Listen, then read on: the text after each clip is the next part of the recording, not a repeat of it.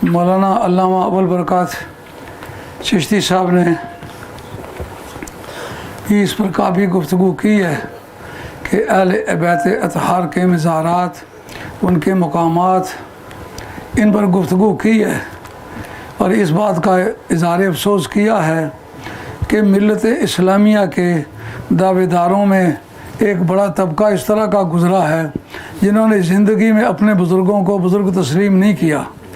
उनमें बड़ी पहली मिसाल हज़रत मौला मुर्तज़ा की है, जिसको सरकार दो आलम ने फरमाया, लहमों का लहमी, जिस्मों का जिस्मी, दमों का दमी, जद्दों का जद्दी। इस हदीस पर बाज़ आले इल्म ने एतराज़ किया, मगर वो उनकी जहालत की दलील है। इब्ने मरदवै ने इस हदीस पर बड़ा तसलसल रवायत नकल किया है।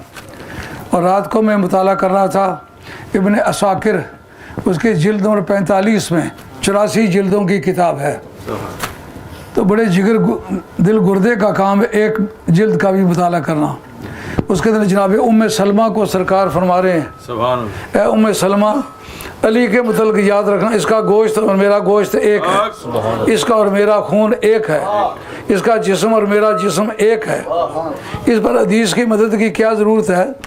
कुरान से जो साबित है, तालो न तो अबना अना व अबना आकुम व निसा अना व निसा आकुम व अनफुसाकुम व अनफुसना अनफुसना व अनफुसाकुम।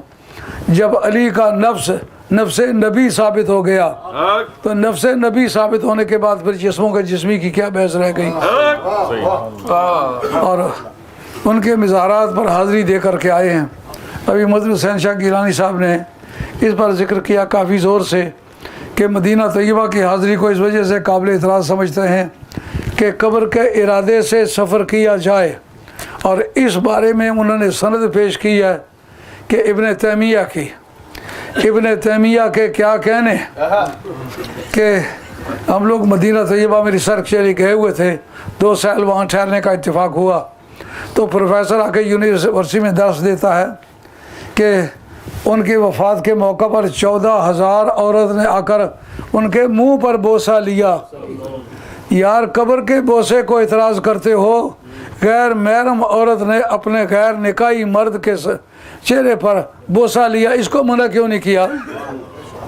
कहा उनकी जुओं वाली टोपी थी, वो 14,000 रुपये की या 1400 की बिकी थी।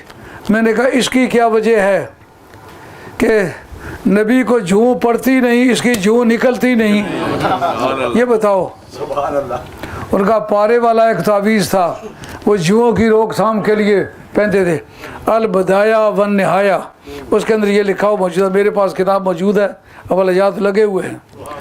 उसने इस हदीस का तर्जुमा किया है कि ला तशद्दु रिहालु इल्ला लिसलासति मसाजिदा। इसकी तरकीब नावी भी काफ़ी मुश्किल है, इसलिए मौलवी पढ़ते हैं लेकिन मतलब बयान कर देते हैं, इबारत नहीं पढ़ते। ला तुशद्दु रिहालो इल्ला लिसलासता मसाजिदा के सामाने सफ़र बांध के, ये कनाया है दूर के सफ़र के लिए, सामाने सफ़र बांध के न जाओ मगर 3 मस्जिदों की तरफ। इस पर एतराज़ किया लोगों ने, अगर कोई शादी के लिए जाता है तो फिर वो भी 3 दिन का सफ़र हो सकता है। 3 दिन के सफ़र की कैद नहीं, मतलब लंबे सफ़र पर न जाओ। तिजारत के लिए जाता है, फिर ये तिजारत के सफ़र सारे हराम हुए। फिर ये इमरान खान का दौरा जो अमेरिका में गया, ये हराम हुआ, और मुल्कों में दौरे होते हैं ये सारे हराम हैं। नहीं, उनके मस्जिदों के दौरे करने नाजायज़ कहते हो? अगर कुरान कहे लोगों ने औलिया अल्लाह के मिज़ारों पर मस्जिद बनाने को मुस्ताहब लिखा है तो फिर क्या करोगे? वक़ालल्लज़ीना ग़लबू अला अम्रिहिम लनत्तख़िज़न्ना अलैहिम मस्जिदा। असहाबे काफ के इलाके पर जो कौम गालिब आई, उन्होंने देखा यहाँ वो मर्द खुदा कभी रहे हैं जिन्होंने 300 बरस तक ना खाया ना पिया ना इंसानी हाजत के लिए उठे।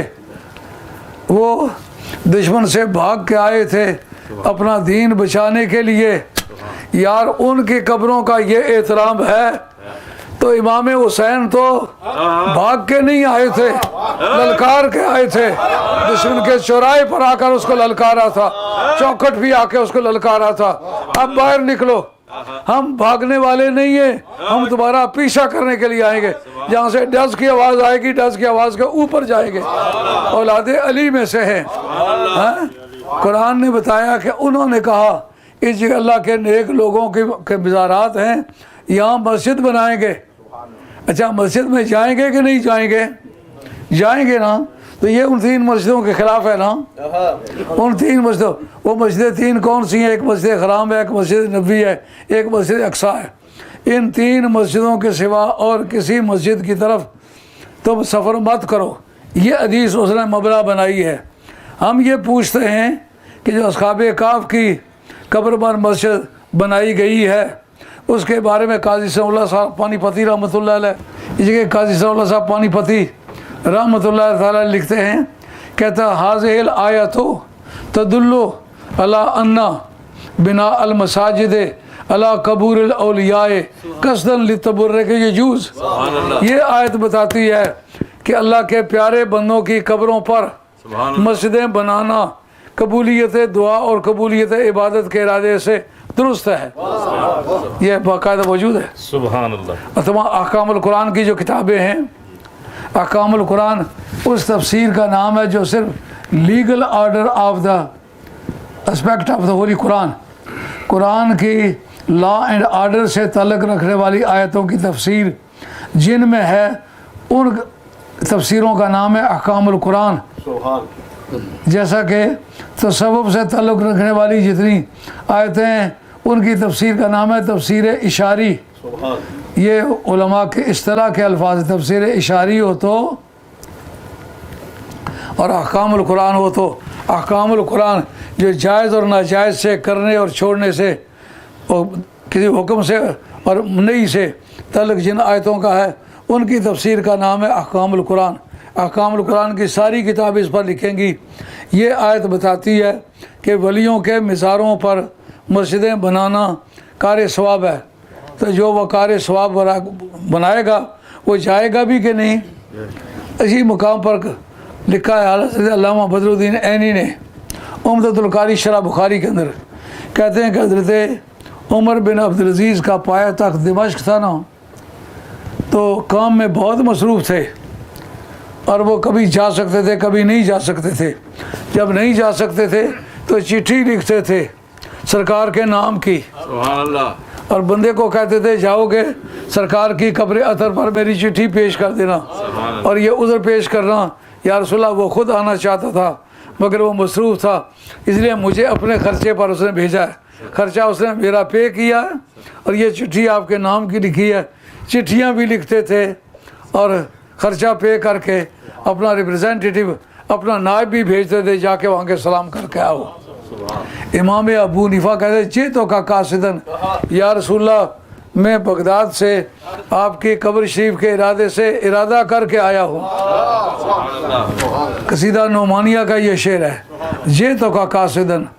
कहते हैं या रसूलल्लाह सल्लल्लाहु अलैहि वसल्लम मैं आपकी बारगाह में आया हूँ, मैं आपसे सवाल करता हूँ जो अल्लाह ने आपको ख़जाने दिए उनमें से एक कतरा मुझे भी दे दें, आपका क्या नुकसान है। जिस इमाम के हम मुक़ल्लिद हैं, ये तो वो टटीरी वाली बात है। मुक़ल्लिद और के हैं, फ़िक़्ह और की मानते हैं। ये इमाम अहमद हम्बल के हम्बली अपने आप को कहते हैं। ये जितने वहाबी हैं अपने आप को हम्बली कहते हैं। इब्न अब्दुल वहाब नजदी वो अपने आप को हम्बली कहता है। इस वक्त सऊदी अरेबिया का जो सरकारी मज़हब है वो हम्बली है।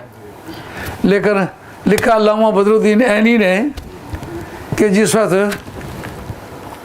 इब्न तैमिया को पता चला कि एक मरतबा इमाम अहमद हम्बल को कमीज़ मिल गई इमाम शाफ़ी की, तो उनका ये इमाम शाफ़ी की कमीज़ है। उन्होंने कमीज़ लेके धोके पी ली कि वो शागिर्द थे, शागिर्द है, पड़ा हुआ है इमाम शाफ़ी से। उनकी कमीज़ मुबारक की इतनी इज़्ज़त की, वो धोई और पानी पी लिया। उसके बाद कहते हैं कि इब्न तैमिया के अकायद में काफ़ी तब्दीली आई थी।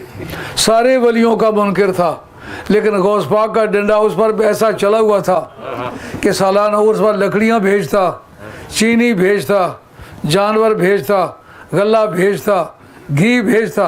लोग कहते हैं कि यार तुम और वलियों की मुखालफत करते हो। कहा ये और वलियों जैसा वली नहीं। और ये अल्लाह में एक तबका ऐसा है जिनके सामने तकदीर की खिड़कियाँ खुली हुई हैं, वो देखते हैं कोई मुआफ़िक है या ना मुआफ़िक है, चुप रहते हैं। गौसे पाक वो अल्लाह का दोस्त है कि इन फतखत लिया रोज़तुल क़द्र, तकदीर की खिड़की मेरे सामने खुली हुई है। जो मुआफ़िक पढ़ती है तकदीर, मैं चुप रहता हूँ। जो मुआफ़िक नहीं पढ़ती, उनाज़ुल हक़्क़ बिल हक़्क़ लिल हक़्क़ अलल हक़्क़, कहता है खुदा से लड़ाई करता हूँ। जब तक वो तकदीर बदल नहीं जाती मैं पीछे नहीं हटता। कहते खुदा से कौन लड़ाई कर सकता है। अबू दाऊद शरीफ की हदीस है, हज़रत करार उस हदीस के रावी हैं। कहते हैं नाबालिग बच्चे जो मर गए वो झगड़ा करेंगे अल्लाह की बारगाह में, मौला करीम हम छोटे थे तो ये मार दिए गए, हमने दुनिया की कोई बहार नहीं देखी, अब हमें राज़ी करना चाहता है तो हमारा हक़ अदा कर। अल्लाह कहेगा कैसे हक़ अदा करूँ। वो कहेंगे हमारे माँ बाप को बख्श दे। अल्लाह कहेगा ये बख्शने के काबिल नहीं, खुदा से लड़ाई करेंगे। इसी के युनाज़ुल हक़्क़ का लफ्ज़ जो है ये अबू दाऊद के अंदर मौजूद है।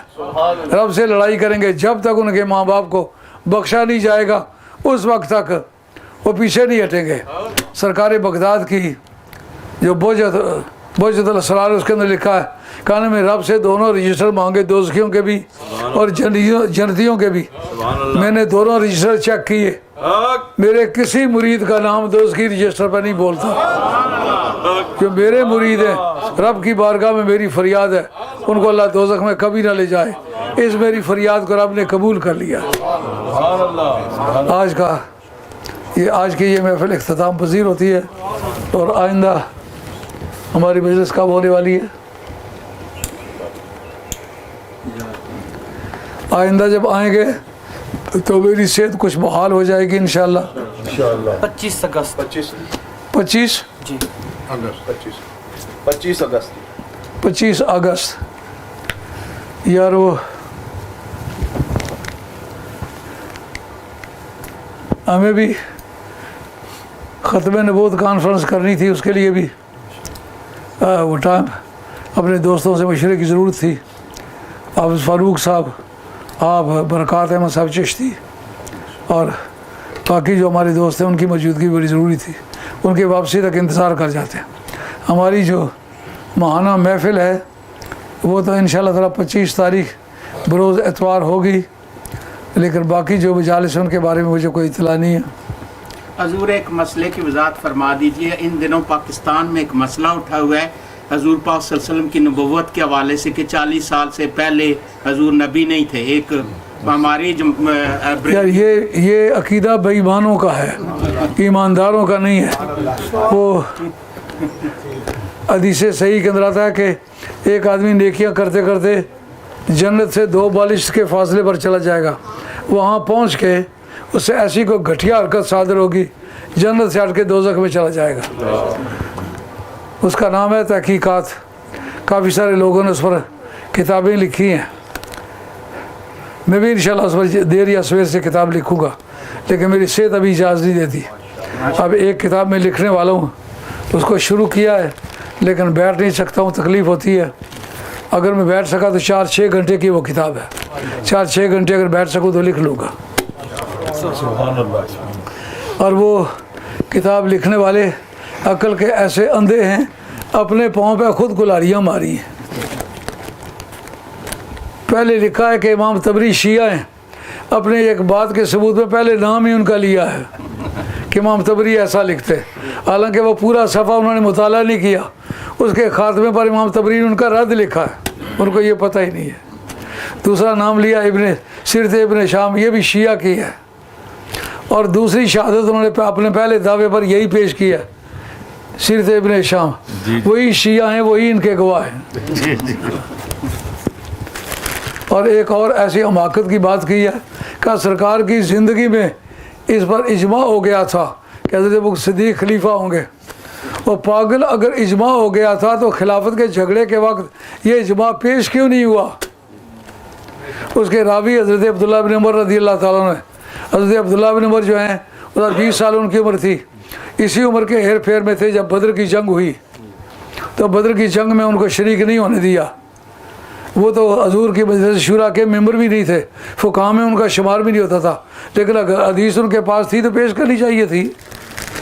उनको यही पता नहीं कि सरकार के दौर में इज्तिमा होने का चांस, इजमा होने का चांस नहीं था। इजमा इस बात पर होता कि कुरान या हदीस के लफ्ज़ों में कोई बात साबित ना हो, फिर आले इल्म से कहा जाए कि आप सोच विचार करें कि कहीं आयत या हदीस से ये मफहूम निकलता है। हजूर के ज़माने में इजमा होने के इसलिए चांस नहीं था कि वो सरकार से पूछ सकते थे या रसूलल्लाह उलमा से क्या बात करें, आप बताएं कि क्या होना चाहिए। ये वजह है कि हजूर के ज़माने में इजमा नहीं हुआ। अगर इजमा होना भी किसी ने लिखा है, दो ने लिखा है, एक साहिब मीज़ान ने लिखा है, एक इब्न हाज हम्बली ने लिखा है। लेकिन इब्न हाज हम्बली जो हैं वो कहते हैं ये बीलाद जो आप मनाते हैं ये बिदअत मुहर्रमा है, जिनको तुम आपको अपने केस का गवाह बनाते हो, उन्होंने ये गुल खिलाए हैं पहले। और दूसरा साहिब मीज़ान, उन्होंने भी कहा है कि होने का चांस था मगर हुआ नहीं है। जिस आदमी की बसीरत का ये हाल है वो किताबें लिखता फिरता है। अल्लाह ताला माफ़ी अता फरमाए। आप खड़े होकर सलाम पढ़ लीजिए, उसके बाद फिर लंगर का सामान लाइए।